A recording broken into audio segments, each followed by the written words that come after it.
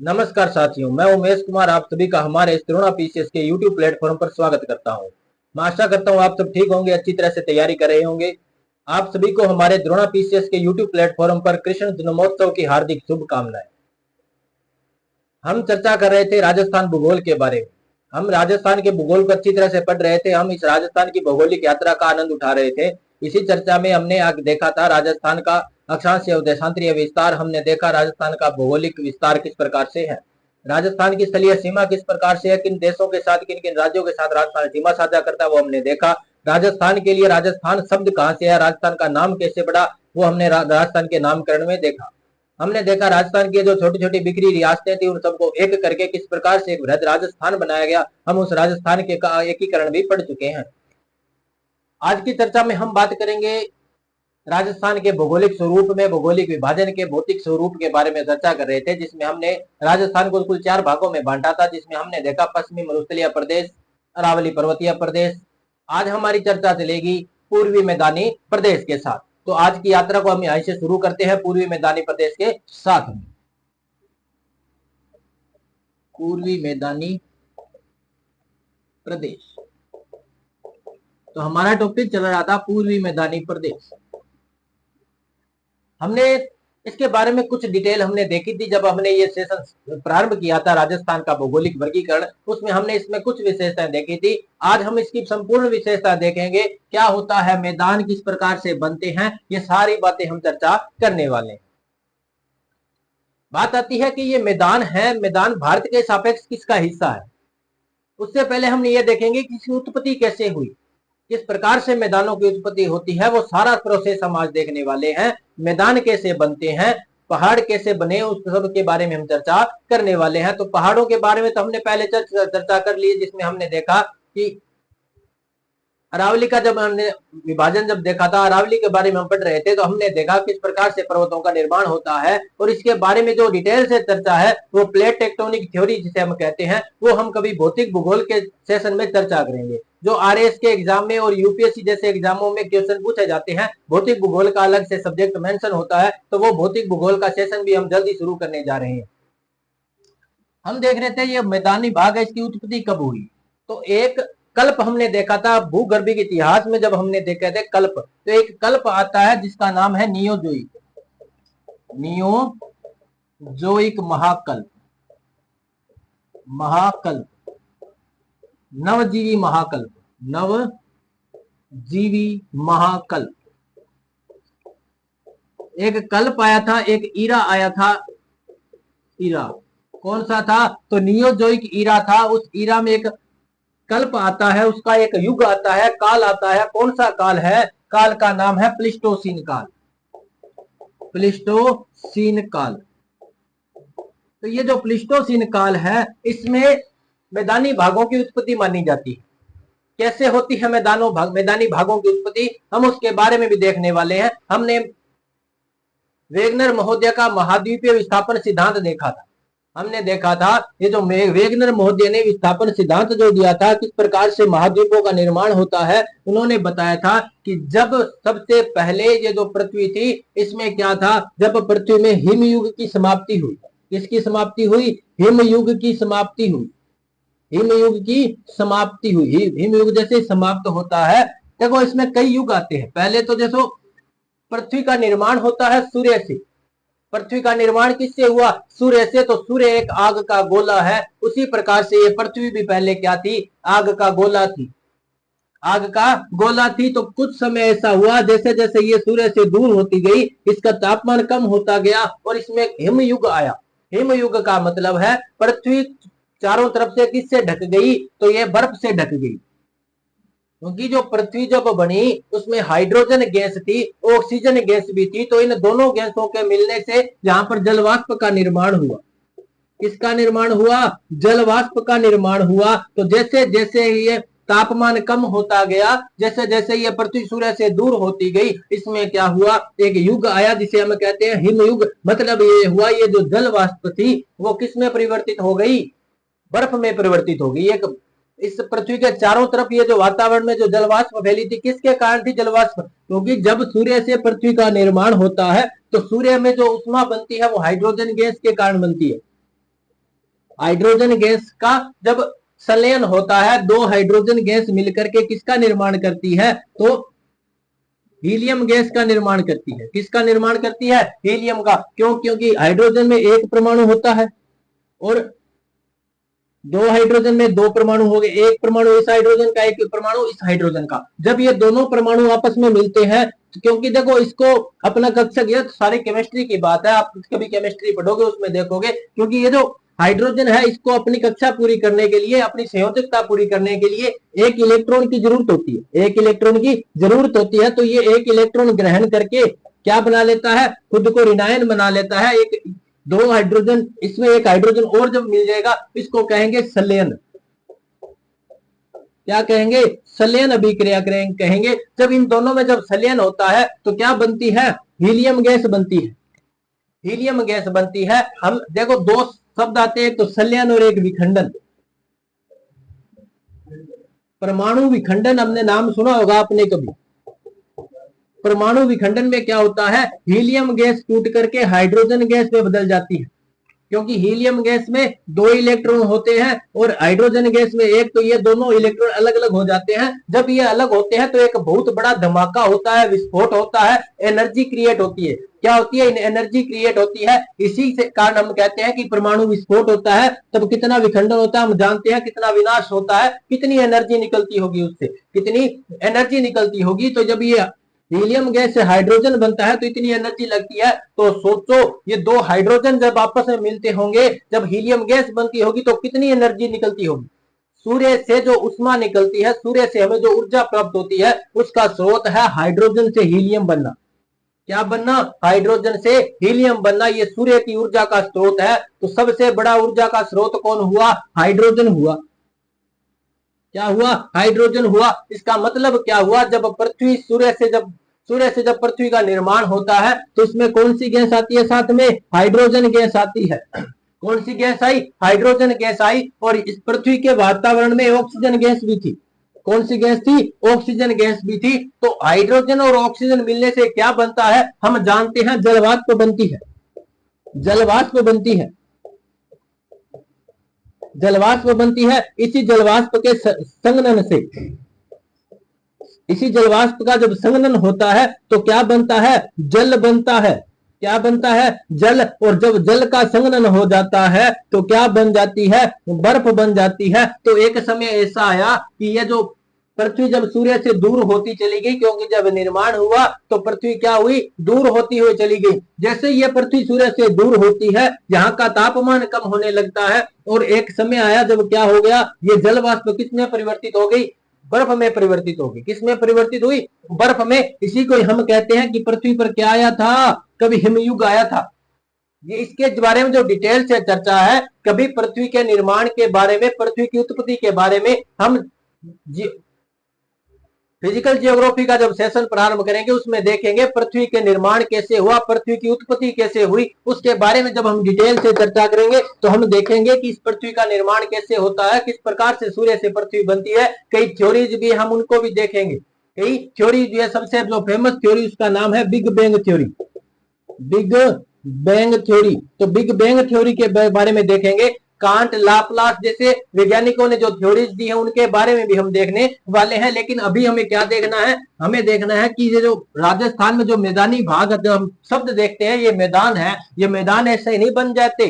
मैदान ऐसे ही नहीं बने, इनके पीछे की बहुत बड़ी, एक बहुत लंबी प्रक्रिया चली, बहुत समय लगा, उसके बाद ये मैदान बना। तो जब ये पृथ्वी में हिमयुग आया, हिमयुग के समाप्ति के बाद, जैसे कभी देखो हिमयुग भी तो समाप्त होगा, हर युग प्रॉपर नहीं रहता। वक्त की एक अच्छी बात यह है कि वक्त बदलता जरूर है। वक्त बदलता जरूर है। चाहे आपका कितना भी बुरा समय चल रहा हो, ये बात सोच के चलो कि ये बुरा समय जल्द ही निकलने वाला है, अच्छा समय आने वाला है।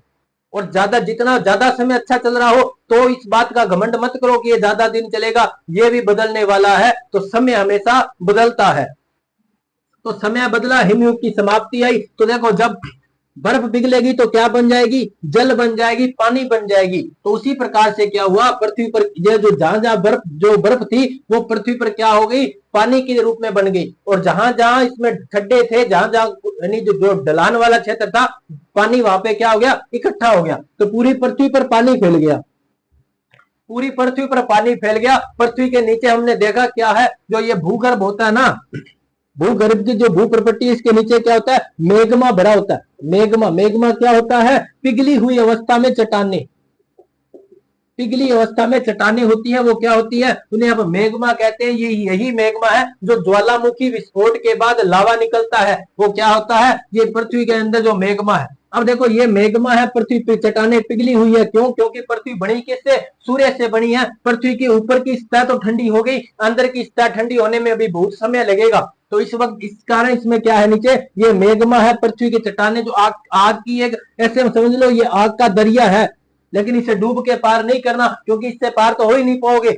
ऐसा नहीं है आग का दरिया डूब के पार होना है, नहीं, इसको नहीं पार कर पाओगे। आपको सिर्फ अपने लक्ष्य को पार करना है, मेहनत करनी है। आग का दरिया डूब के जाने से मतलब ये नहीं है कि आप मेघमा में कूद जाओ, ऐसा नहीं करना। मेहनत करनी है, खुद को इतना तैयार करना है कि हम अपने जो कोई भी चाहे अपने लक्ष्य है उसको जरूर पार कर लेंगे। तो जब देखो ये मेघमा है, तो ये मेघमा तरल अवस्था में है और इसके ऊपर ये प्लेटें बनी हुई है। पृथ्वी पर हमने देखा 7 तो बड़ी प्लेटें हैं।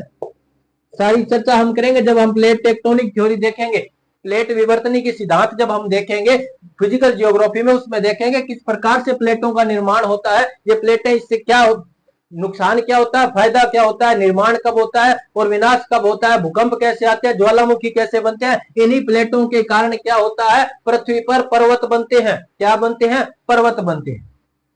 तो क्या हुआ कि ये जो मेग्मा है इसके ऊपर जो ये प्लेटें हैं, इस प्रकार से है जैसे कभी आप देखो तो समुद्र के ऊपर नाव तैर रही हो, क्या तैर रही हो, नाव। उसी प्रकार से ये जो प्लेटें हैं इस मेग्मा के ऊपर तैर रही हैं। तो ये जो प्लेटें थी पहले एक जगह इस प्रकार से इकट्ठी थी, एक जगह कुछ ऐसा भाग था जो कुछ ऊपर उठा हुआ था, समुद्र तल से भी ऊपर उठा हुआ था। तो उसका मतलब क्या हो गया कि ये जो समुद्र है इसके ऊपर जो भूमि का जो उठा हुआ भाग था वो महाद्वीप कहलाया। क्या कहलाया, महाद्वीप। क्योंकि द्वीप क्या होता है, द्वीप होता है ऐसा भूभाग, ऐसा भूभाग जिसके चारों तरफ क्या हो, जल भरा हो, जिसके चारों तरफ क्या हो, जल भरा हो, उसे कहते हैं द्वीप। और जब इस द्वीप का क्षेत्रफल ज्यादा होता है तो उसको महाद्वीप कह सकते हैं। तो ये एक महाद्वीप बन गया था। यहाँ एक व्यक्ति थे अल्फ्रेड वेगनर महोदय, अल्फ्रेड वेगनर महोदय। अल्फ्रेड वेगनर महोदय ने बताया कि ये जो पृथ्वी का ये जो जलीय क्षेत्र था, ये जो जलीय क्षेत्र था इसका नाम दिया था इन्होंने पेंथालासा। क्या नाम दिया था, पेंथालासा नाम दिया। और ये जो स्थलीय भूभाग था इसका नाम दिया पेंजिया। क्या नाम दिया, तो पेंजिया इसका नाम दिया। अब देखो हुआ क्यों कि ये जो मेग्मा था, मेग्मा के ऊपर ये जो प्लेटें थी, ये जो मेग्मा जैसी हलचल करेगा, क्योंकि तरल पदार्थ है तो हलचल तो करेगा, हलचल इसने हलचल की, कुछ हलचलें इसके अंदर हुई। तो ये जो ऊपर जो प्लेट है इसके अंदर दरार पड़ गई। क्या पड़ गई, दरार पड़ गई। तो दरार पड़ने से क्या हुआ, ये जो प्लेटें एक बार, जैसे हम चुंबक को देखते हैं, चुंबक जब एक बार टूट जाती है, दरार पड़ जाती है, तो वापस उसी सेम जगह से कभी नहीं जुड़ती। उसी प्रकार से इसमें हुआ होगा कि ये जो पेंजिया था ये 2 भागों में टूट गया। कितने भागों में, 2 भागों में टूटा, थोड़ा थोड़ा अपने मूल स्थान से दूर हो गया, जिसे कहते हैं अपसारी गति। प्लेटों की अपसारी गति इसे कहते हैं। तो इनमें क्या हुआ, अपसारी गति हुई, ये थोड़े दूर दूर होने लगे, दूर हुए तो बीच का जो भाग जो खाली बच गया था उसके अंदर क्या हुआ, ये जलीय जल भर गया। क्या भर गया, जल भर गया। और यहाँ पे एक सागर बन गया, समुद्र बन गया, जिसका नाम दिया तेथिस सागर। तेथिस सागर नाम किसने दिया, तो अल्फ्रेड वेगनर महोदय ने दिया। उसके बाद क्या हुआ, कुछ समय बाद में इन यहाँ पे जो नदियां थी, बरसात हुई, क्यों, जलीय क्षेत्र था, तापमान भी था, तो यहाँ से क्या हुआ, जलवाष्प उठी, बादल बने, बरसात हुई। तो जब इस पेंजिया वाले सिस्टम में जब बरसात हुई, यहाँ पे देखो इसका नाम क्या दिया, ऊपर वाले का तो नाम दिया अंगारा लैंड, और नीचे वाले दक्षिण वाले हिस्से का नाम क्या दे दिया, गोंडवाना लैंड। किसने दिया, तो वेगनर महोदय ने दिया। कब दिया, 1912 में, 1912 में दिया, जिसको इंग्लिश में डिकोड किया गया 1924 में। इंग्लिश भाषा में इसको कन्वर्ट किया गया, ट्रांसलेट किया गया। कब? तो 1924 में ट्रांसलेट किया गया। बात हुई क्या कि जब इनमें नदियां थी, नदियां अपने साथ देखो जल भी लेकर के आती हैं, और जल के साथ इस भूमि को कटाव करते हुए यहाँ से कुछ मृदा मिट्टियां साथ में लेके, गाद साथ में लेके, और साथ में लेके आई। तो क्या हुआ, ये इसके अंदर जमा हो गए। जमा हो गए, कुछ समय बाद हुआ ये इन दोनों प्लेटों में देखो नीचे जो मैग्मा था उसमें हलचल जैसी होती है, तो ये प्लेटें वापस एक दूसरे की तरफ खिसकने लगती है, जिसे कहते हैं अभिसारी गति। कौन सी गति हुई इनमें? तो अभिसारी गति हुई। अभिसारी का मतलब होता है पास आना। तो ये चट्टान, ये जो अंगारा लैंड, गोंडवाना लैंड पास में आए, तो क्या हुआ, ये जो देखो क्या होता है, जब अपने प्लेट विवर्तन की स्थान में पढ़ेंगे, कुछ दो भारी प्लेट, दो प्लेटें हैं ये से गई। अब क्या होगा, इसमें से जो भारी प्लेट होगी वो हल्की वाली प्लेट के नीचे खिसक जाएगी, नीचे खिसकेगी, और हल्की प्लेट ऊपर चली, ऊपर उठेगी, और यहाँ पे क्या होगा, वलन पड़ेगा। वलन पड़ने से कोई भी दो चीज हम जब उसमें ज्यादा धक्का लगेगा, पास पास आएगी, तो यहाँ से इस प्रकार मुड़ेगी, वो मुड़ेगी तो वलन पैदा होगा। वलन से क्या बने, पर्वत बन गए। तो सबसे पहले कौन सा भूभाग बना होगा? तो पर्वत बना होगा। पर्वत बना, पर्वत बना। तो ये जो पर्वत है, ये इसका नाम हम देते हैं अरावली। अरावली नाम देते हैं। विश्व की सबसे पुरानी प्राचीन पर्वत श्रृंखला अरावली है, जिसके बारे में हमने देखा। यहां से अरावली बनी, उसके बाद धीरे धीरे यहां से और पर्वत बने। एक पर्वत बना अपलेशियन, अपलेशियन बना। अपलेशियन कैसे बना वो देखो, ये जो अंगारा लैंड था ये बाद में दो भागों में टूट गया। प्लेटों के अंदर अपसारी गति हुई, प्लेटें हलचल, मैग्मा में हलचल हुई, प्लेटों में हलचल हुई, अपसारी गति हुई, यहाँ से दूर उठा। कुछ समय बाद वापस ये जो हम जो देखते हैं ना, उत्तरी अमेरिका, उत्तरी अमेरिका भाग को देखते हैं, वो इसी का हिस्सा है जिसका नाम दिया लोरेंसिया। जो ये अंगारा लैंड से टूटा हुआ जो हिस्सा था, इसका नाम दिया लोरेंसिया, और इसी लोरेंसिया को हम आज देखते हैं उत्तरी अमेरिका के रूप में। तो क्या हुआ, इस यहाँ पे क्या हुआ, वापस प्लेटें आपस में टकराने लगी। तो जब दो प्लेटें आपस में टकराती है तो क्या होता है, वापस क्या बनते हैं, पर्वत बनते हैं। तो यहाँ पे एक पर्वत बना, कौन सा बना, अपलेशियन पर्वत बना। हम देखते हैं उत्तरी अमेरिका महाद्वीप के पूर्वी किनारे पर एक पर्वत श्रृंखला स्थित है, अपलेशियन पर्वत, जो अरावली के बाद बनी विश्व की दूसरी प्राचीन पर्वत श्रृंखला है। कौन सी? तो अपलेशियन पर्वत। इस प्रकार से धीरे धीरे और पर्वत बने, जिसमें हिमालय, आप देखते हैं नवीन पर्वत श्रृंखला कौन सी है, हिमालय। और भी पर्वत बने, जैसे फ्रांस में, जर्मनी में भी कुछ पर्वत है, आल्प्स पर्वत है, जैसे उन वो भी बने। अफ्रीका महाद्वीप में कुछ पर्वत है, वो भी बने। तो इस प्रकार से इन पर्वतों का क्या हुआ, निर्माण हुआ। अब क्या होता है, देखो ये तो हमने देखा पर्वत कैसे बने। हमें देखना क्या है कि मैदान कैसे बनते हैं, मैदानों की उत्पत्ति कैसे होती है। यह प्लेस्टोसीन काल में जब मैदानों की उत्पत्ति हुई तो कैसे हुई होगी। देखो जब ये पर्वत बना तो पर्वत तो क्या हुआ, पहले यहाँ पे तैतीस सागर था, महासागर था। हमने देखा ये जो पश्चिमी मरुस्थलीय प्रदेश है, जो मरुस्थल जो निर्माण होता है वो किससे होता है, तैतीस सागर से होता है। तो ये जो मैदानी भाग भी है तो ये किससे बने हैं, तैतीस सागर से बने हैं, तैतीस सागर से बने हैं। तैतीस सागर से कैसे बने वो हम देखेंगे। जो मैदानी भागों से क्या कौन बनता है, तो मरुस्थल बनता है। इसी मैदानी भागों से बाद में क्या बना होगा, मरुस्थल बना होगा। तो तैतीस सागर का अवशेष कौन है, ये हमारा पूर्वी मैदानी प्रदेश, जिसे हम भारत के सापेक्ष देखेंगे तो उत्तर का विशाल मैदान बनेगा। उत्तर के विशाल मैदान का ही विस्तार राजस्थान में जो है, हम उसे कहते हैं पूर्वी मैदानी प्रदेश। तो ये तो था पर्वत निर्माण के बारे में। अब देखते हैं पर्वतों के बाद ये मैदान कैसे बन गए हों। पर्वतों के बाद यदि कोई दूसरी भौतिक संरचना बनी है तो वो है मैदान। कौन है, मैदान है। मैदानों के बारे में देखते हैं वो कैसे बने होंगे। तो ये तो था पर्वत निर्माण कैसे हुआ, हमने थोड़ी बहुत चर्चा इसके बारे में की। बाकी जो ज्यादा चर्चा है हम डिटेल से करेंगे भौतिक भूगोल के सेशन में।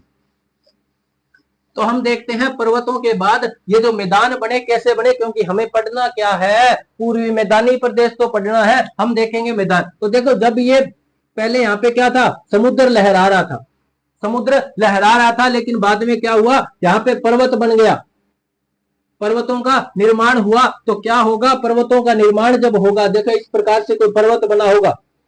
ये पर्वत जब बना तो ये जो जल क्षेत्र था, हमें पता है जल हमेशा कहाँ जाता है, ढलान की तरफ। जल की नियति होती है वो ढलान की तरफ ही जाता है।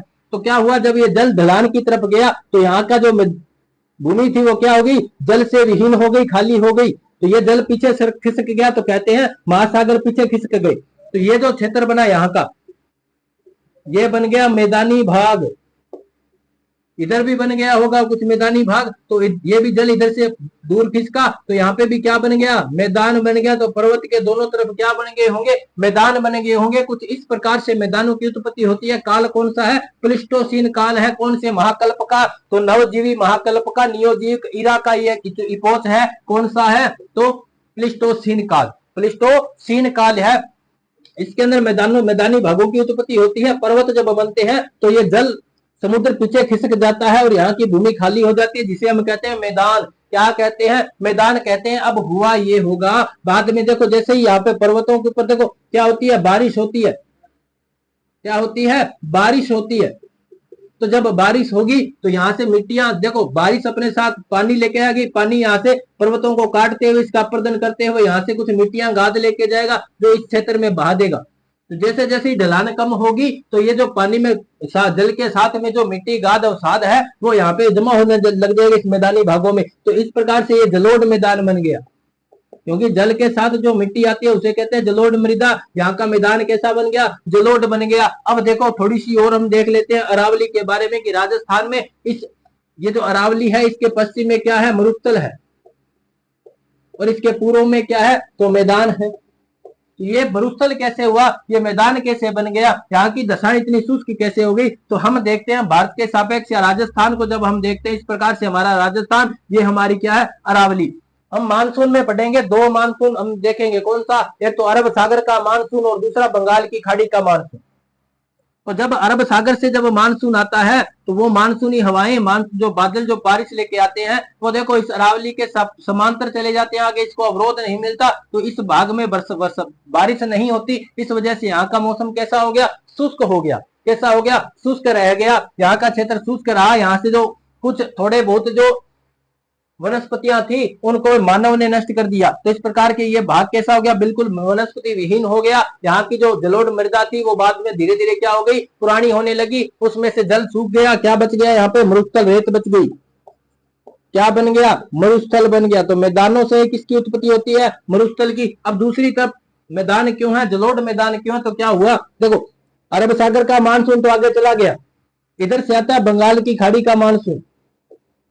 बंगाल की खाड़ी का जब मानसून राजस्थान में जब प्रवेश करता है तो क्या होता है, अरावली से टकरा करके इस पूर्वी भाग में थोड़ी बहुत क्या कर देता है, वर्षा कर देता है, बारिश कर देता है।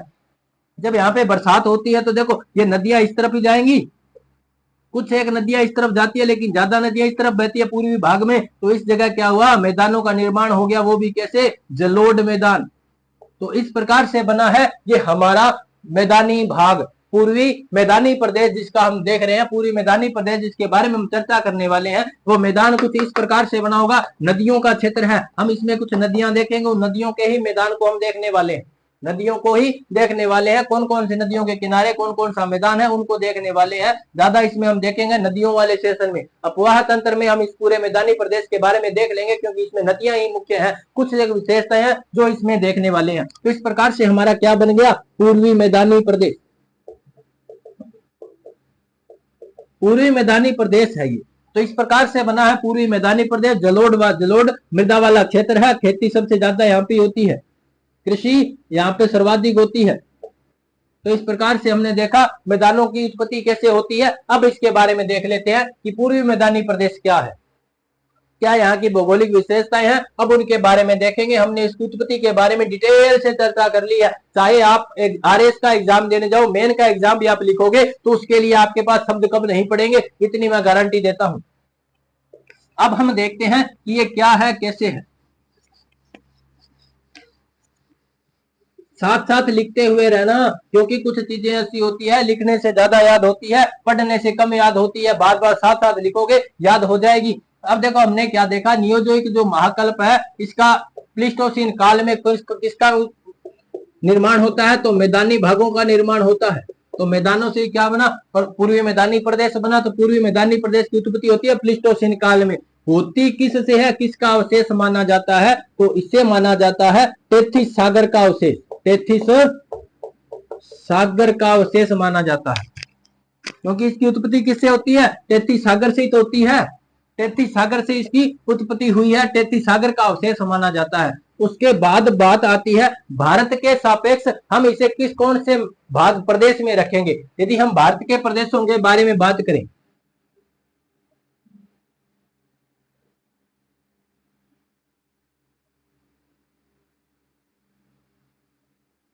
यदि हम भारत के प्रदेशों के बारे में बात करें तो यहाँ पे जो प्रदेश है उसका नाम है हिमालय प्रदेश, हिमालय प्रदेश। उसके बाद ये जो क्षेत्र है प्रायद्वीपीय भारत वाला, इसको हम कह सकते हैं दक्कन का पठार, दक्कन का पठार या प्रायद्वीपीय भारत, प्रायद्वीपीय भारत में हम इसे कहते हैं। उसके बाद ये जो समुद्र के साथ जो संलग्न क्षेत्र है इसको कहते हैं तटीय प्रदेश, तटीय प्रदेश। कुछ यहाँ पे द्वीप बने हैं उन्हें कहते हैं द्वीपीय प्रदेश। ये भारत के कुछ भौगोलिक प्रदेश हैं। उसके बाद हम देखेंगे ये जो यहाँ का जो क्षेत्र है राजस्थान वाला, ये राजस्थान, गुजरात, पंजाब, हरियाणा वाला ये क्षेत्र है, ये है मरुस्थल। और कौन सा मरुस्थल है? थार का मरुस्थल है, थार का मरुस्थल इसे कहते हैं। उसके बाद ये जो प्रदेश बच गया इसे कहते हैं उत्तर का विशाल मैदान, उत्तर का विशाल मैदान। जो सतलुज, व्यास, गंगा, यमुना और ब्रह्मपुत्र नदियों का दुआबी क्षेत्र है, नदियों का जलोढ़ मृदा वाला ये जो क्षेत्र है इसे हम कहते हैं उत्तर का विशाल मैदान। तो ये जो राजस्थान है इसका ये जो पूर्वी क्षेत्र है ये इसी उत्तर के विशाल मैदान का विस्तार है। तो हम इसे कह सकते हैं भारत के सापेक्ष, भारत के सापेक्ष पूर्वी मैदानी प्रदेश है वो किसका हिस्सा है? उत्तर के विशाल मैदान का, उत्तर के विशाल मैदान का,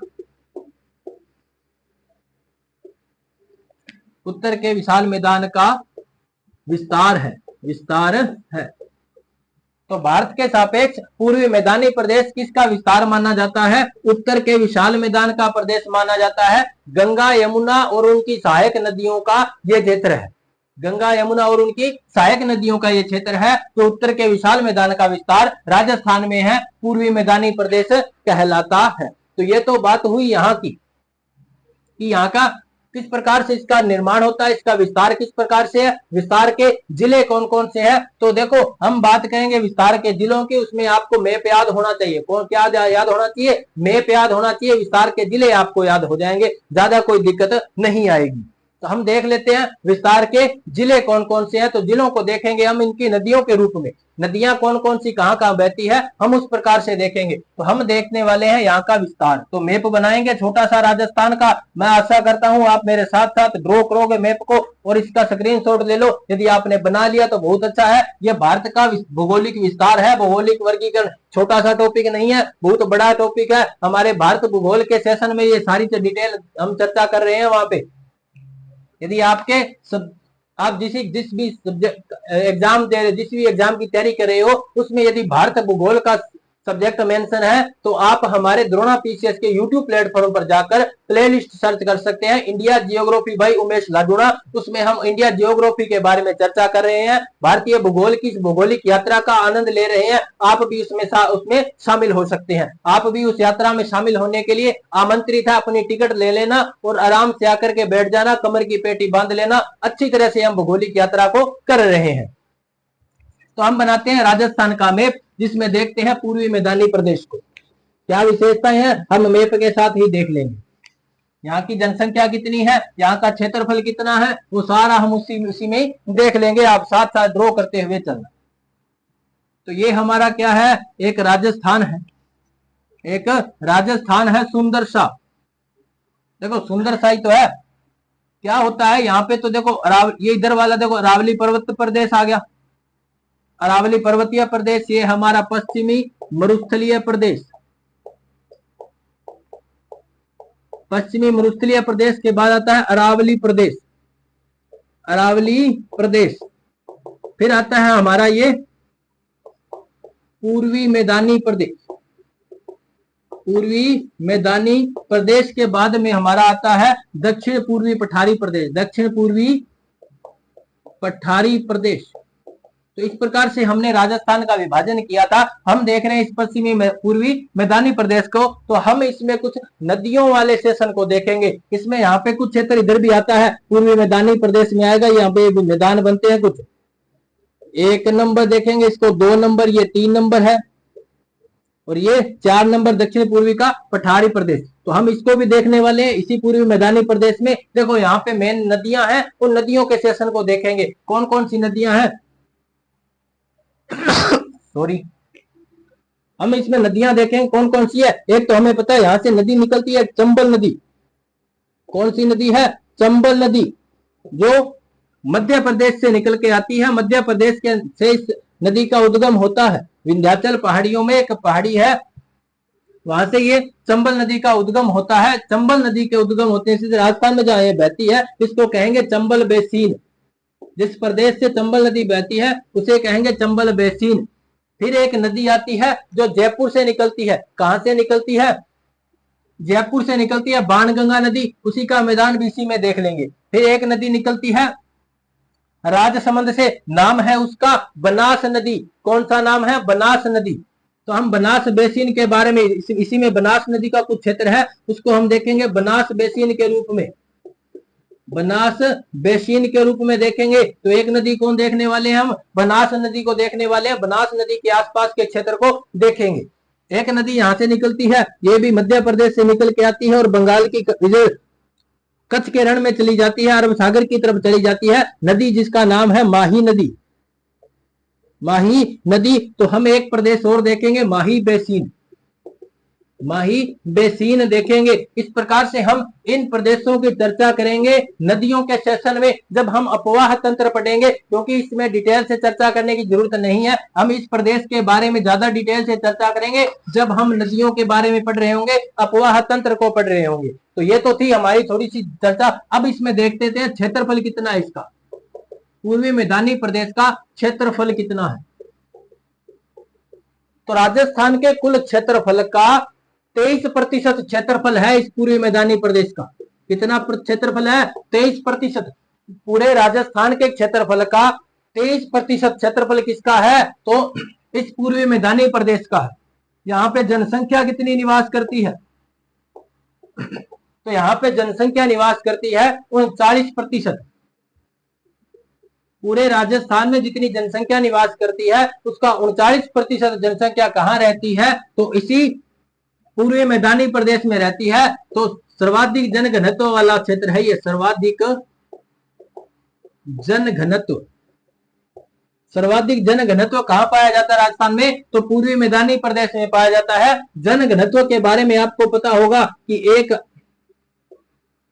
वर्ग किलोमीटर में जितने लोग रहते हैं वो वहां का जनघनत्व कहलाता है। तो उस जनघनत्व के आधार पर ये जो पूर्वी मैदानी प्रदेश है राजस्थान का सर्वाधिक जनघनत्व वाला प्रदेश है। क्यों? क्योंकि मनुष्य रहना कहां पसंद करता है? तो मनुष्य मैदानी भागों में रहना पसंद करता है। क्यों? क्योंकि वहां उसके आजीविका के साधन मिल जाते हैं। वहां पे नदियां होती है तो उसे जल मिल जाता है, पानी मिल जाता है पीने के लिए, जो जीवन के लिए सबसे जरूरी है पानी। उसके बाद उसकी आजीविका के लिए जो मुख्य आजीविका कृषि है, तो कृषि के लिए यहाँ पे बहुत सा मैदान है। नदियों द्वारा वहां पे हर साल जल लाया जाता है, सिंचाई हेतु जल की आपूर्ति हो जाती है, तो वहां पे कृषि भी की जाती है। तो यहाँ पे कृषि की जा सकती है। उसके बाद हम देखते हैं कि ये जो क्षेत्र है यहाँ पे उद्योग भी स्थापित किए जा सकते हैं। तो इस प्रकार से मानव की जो आजीविका के जो साधन है, मानव के रहने लायक जो जगह कौन सी होती है? तो मैदानी भाग होते हैं जहां पे सर्वाधिक मनुष्य रहते हैं, सर्वाधिक वहां की जनसंख्या होती है। तो ये है जनसंख्या के बारे में। उसके बाद हम देखेंगे यहाँ पर वर्षा कितनी होती है। यहाँ पर वर्षा कितनी होती है? तो वर्षा यहाँ पे होती है 60 से 80 सेंटीमीटर। 60 से 80 सेंटीमीटर वार्षिक औसत वर्षा है ये, वार्षिक औसत वर्षा। अब देखो 60 से 80% वर्षा, 80 सेमी यहाँ पे वर्षा होती है, तो ज्यादा वर्षा होती है ना, इसी कारण यहाँ की जो जलवायु है वो कैसी होगी? आर्द्र जलवायु। यहाँ की जलवायु कैसी है? आर्द्र जलवायु है। अब बात करें यहाँ पे वनस्पति कैसी होगी? तो देखो आर्द्र जलवायु है, यहाँ पे वर्षा ज्यादा होती है तो पतझड़ वनस्पति होगी। यहाँ पे कैसी वनस्पति यहाँ होगी? वनस्पति कैसी होगी? पर्णपाती। पर्णपाती मतलब क्या होता है? पतझड़। पतझड़ जो अपने विपरीत मौसम में, जो इनके अनुकूल मौसम नहीं होता, उस वक्त ये क्या करती है? वाष्पीकरण की दर को कम करने के लिए ये पौधे अपने पत्तों को झाड़ देते हैं, गिरा देते हैं। उसी को हम क्या कहते हैं? पतझड़ी वनस्पति या पर्णपाती वनस्पति, या हम इसे कह सकते हैं मानसूनी। मानसूनी वनस्पति। मानसूनी का मतलब होता है कि मानसून के, ये जो वनस्पति है मानसून पर निर्भर करती है, वर्षा पर निर्भर करती है। तो इस प्रकार से हमने देखा इस पूर्वी मैदानी प्रदेश का कुछ भौगोलिक वर्गीकरण। उसके बाद जो यहाँ के जो प्रदेश है, कौन कौन से जिले हैं, वो देख लेते हैं थोड़े बहुत। देखो यहाँ का क्षेत्र, अलवर का क्षेत्र भी आएगा इसके अंदर। अलवर जिला, अलवर से जो नया जिला बना है वो भी इसके अंदर आ जाएगा। खैरथल तिजारा इसके अंदर आ जाएगा। इसके अंदर आ जाएगा धौलपुर, भरतपुर भी आ जाएगा।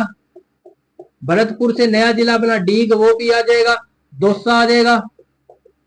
करौली जिला आएगा। करौली जिले के बाद एक करौली जिले से नया जिला बना गंगापुर सिटी, तो वो भी इसके अंदर शामिल हो जाएगा। सवाई माधोपुर भी इसी में शामिल होगा। सवाई माधोपुर इसी में शामिल होगा। जयपुर का कुछ क्षेत्र इसके अंदर आ जाएगा। तो ये क्षेत्र इसके अंदर आएंगे। यहाँ पे बुंदी टोंक वाला क्षेत्र भी आ जाएगा। टोंक वाला कुछ भाग भी इसके अंदर आ जाएगा। और अब इधर जो मैदानी भाग देखेंगे तो इसको कहते हैं छप्पन का मैदान। छप्पन का मैदान जो बांसवाड़ा, प्रतापगढ़, बांसवाड़ा और डूंगरपुर का कुछ क्षेत्र भी इसी में शामिल हो जाएगा। तो इस प्रकार से देखो, बाकी हम इसको देखेंगे जब हम नदियां पढ़ रहे होंगे, क्योंकि इसके अंदर मुख्य क्या है? नदियां हैं, नदियों के मैदान है। चंबल बेसिन हो, बनास बेसिन हो, चाहे बाणगंगा बेसिन हो, बाणगंगा बेसिन हो, तो इन बेसिनों को हम देखेंगे, नदियों को देखेंगे नदियों वाले सेशन में। तो आज हमने क्या देखा? इस पूर्वी मैदानी प्रदेश को देखा। अब इसका हम थोड़ा सा उप विभाजन कर लेते हैं, किस प्रकार से इसका उप विभाजन कर सकते हैं, जिसको हम डिटेल से चर्चा करेंगे हमारे अपवाह तंत्र में। क्योंकि नदियों का अपवाह ही देखना, नदियों का मैदान देखना है, तो वहीं पर देखेंगे ताकि एक साथ याद हो जाए। तो इसको आपने स्क्रीनशॉट ले लिया होगा या इसको आपने हाथ से ड्रॉ कर लिया होगा ताकि आपको याद हो जाए। अब हम देखते हैं पूर्वी मैदानी प्रदेश का उप विभाजन, जिसको हम अलग से पढ़ने वाले हैं। हम इसको देखेंगे अपवाह तंत्र में जब हम नदियां पढ़ रहे होंगे। पूर्वी मैदानी प्रदेश का उप विभाजन कर सकते हैं 4 भागों में। कौन कौन से भागों में? एक हम देखेंगे बाणगंगा बेसिन, बाणगंगा नदी वाला क्षेत्र, बाणगंगा बेसिन, वह प्रदेश जहां से बाणगंगा नदी प्रवाहित होती है। उसके बाद हम एक नदी देखेंगे जिसका नाम है बनास नदी। तो बनास बेसिन को भी हम देखने वाले हैं। एक नदी जो राजस्थान की सबसे लंबी नदी है, नाम है चंबल नदी। तो चंबल नदी को चंबल बेसिन के रूप में देखेंगे। फिर हम देखेंगे माही नदी के बारे में। माही नदी या माही बेसिन को भी हम देखने वाले हैं। इस प्रकार से हम इस पूर्वी मैदानी प्रदेश का उप विभाजन कर सकते हैं। Banas basin, Banganga basin, Chambal basin और माही बेसिन के रूप में। इन सब की चर्चा हम करेंगे अपवाह तंत्र में जब हम नदियां पढ़ रहे होंगे। तो आज हमने बात की पूर्वी मैदानी प्रदेश के बारे में। कैसी लगी आज की ये जानकारी हमें कमेंट में जरूर बताना। अगर अच्छी लगी हो तो लाइक कर देना, अपना सुझाव कमेंट में जरूर देना, अपने साथियों तक वीडियो को पहुंचा देना, शेयर कर देना। यदि आप हमारे चैनल पर अभी तक नए हो, आपने हमारा चैनल अभी तक सब्सक्राइब नहीं किया है, तो हमारे YouTube प्लेटफॉर्म द्रोणा पीसीएस को सब्सक्राइब कर लीजिएगा और बेल आइकन को ऑन कर लीजिएगा ताकि आने वाली क्लासों के नोटिफिकेशन आपको मिलते रहें। धन्यवाद।